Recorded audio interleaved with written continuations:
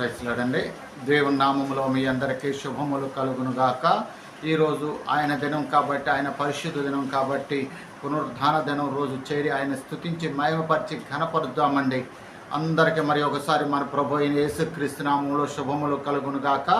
ప్రార్థన చేసుకుని జీవము కలిగిన వాక్యాన్ని ధ్యానం చేద్దామండి.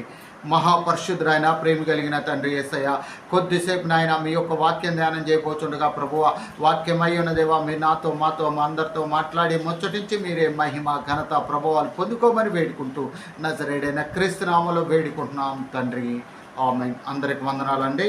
ఈరోజు కీర్తనల 103వ అధ్యాయము 1-2 వచనాలు మరి ఒక వచనం చదువుకుందామండి. ఇక్కడ నా ప్రాణమా యెహోవాను సన్నతించుము, నా అంతరంగమందున్న సమస్తమా ఆయన పరిశుద్ధ నామమును సన్నతించుము.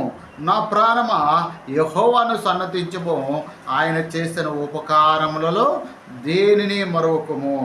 అలాగే 17వ వచనం కూడా చదువుకుందామండి.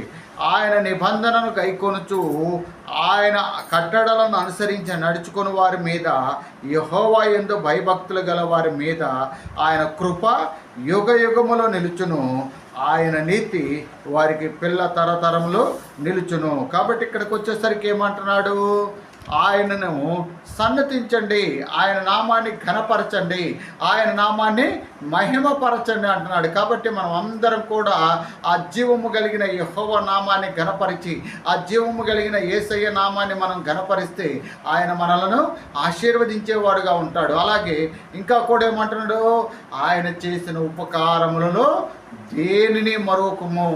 ఆయన మన జీవితంలో ఎన్నెన్నో అద్భుతాలు ఆశ్చర్య కార్యాలు జరిగించిన దేవుడు కాబట్టి ఆయన మనము జ్ఞాపకం చేసుకోవాలి అంటున్నాడు. ఇంకా కూడా ఏమంటున్నాడు?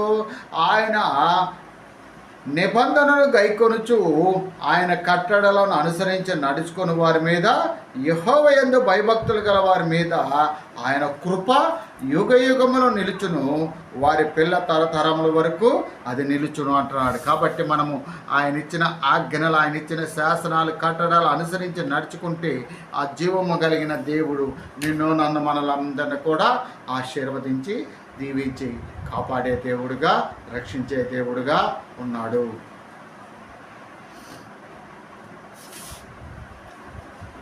ప్రేమించేదన్ అధికముగా ఆరాధింతున్, ఆసక్తితో ప్రేమించేదన్ అధికముగా ఆరాధింతున్, ఆసక్తితో ఉన్న మనసుతో